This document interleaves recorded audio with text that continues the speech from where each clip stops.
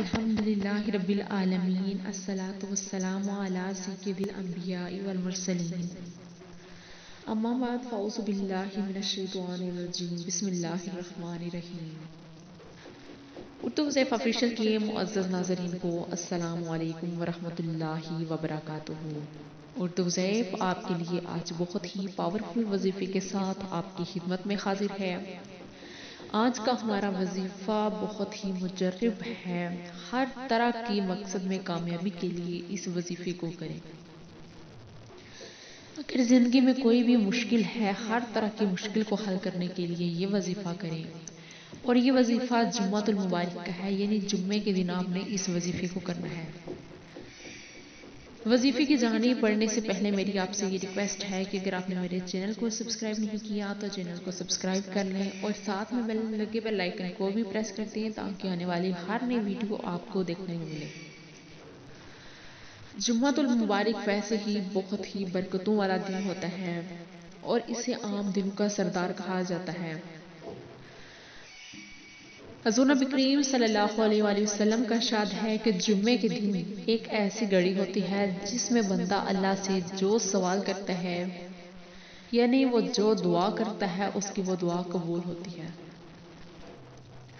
تو آج کا ہمارا وظیفہ بھی جمعۃ المبارک کے دن کا ہے اور اسم اعظم کا ہے۔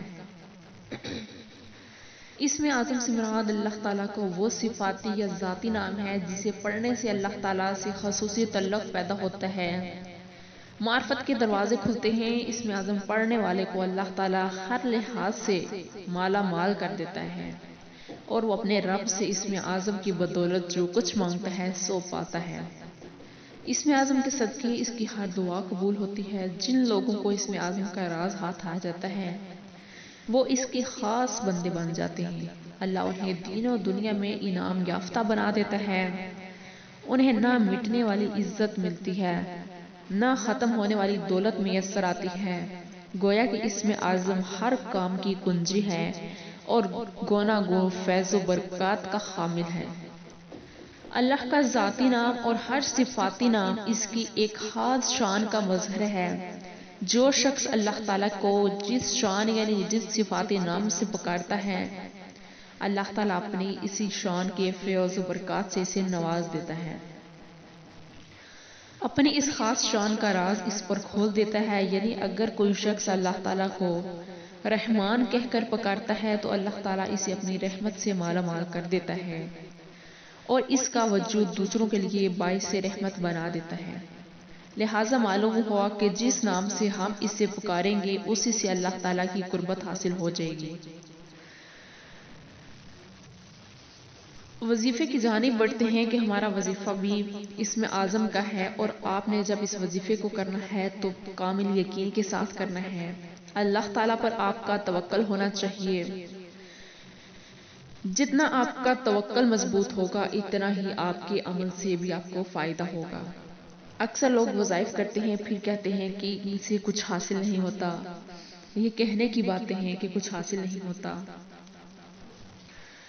جائز حاجت پوری کرنے کے لیے آپ وظائف کو کر سکتے ہیں۔ ہر طرح کی جائز حاجت جو بھی ہو آپ کی پوری کرنے کے لیے آپ وظائف کر سکتے ہیں۔ اور ہمارا وظیفہ جمعۃ المبارک کے دن کا ہے۔ ہر طرح کی جائز حاجت کو پوری کرنے کے لیے جمعۃ المبارک بعد نماز عصر یعنی نماز عصر کے بعد آپ نے کسی سے بھی بات چیت نہیں کرنی۔ آپ نے بات چیت کیے بغیر آپ نے قبلہ رخ ہو کر بیٹھے اور آنکھیں بند کر کے یا اللہ یا رحمان یا رحیم اس کو آپ غروب آفتاب تک پڑھتے رہے۔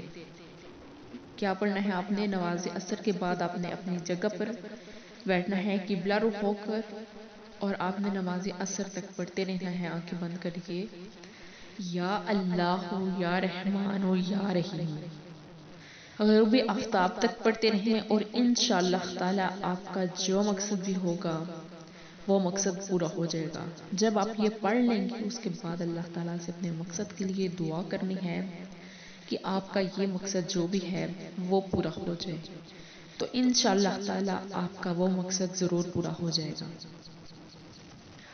امید کرتی ہوں کہ آپ کو آج کی ویڈیو اچھی لگی ہوگی. اگر اچھی لگی ہو تو ویڈیو کو لائک ضرور کریں. دعاؤں میں یاد رکھیں. ملیں گے پھر نئی ویڈیو کے ساتھ. تب تک کے لیے اللہ حافظ.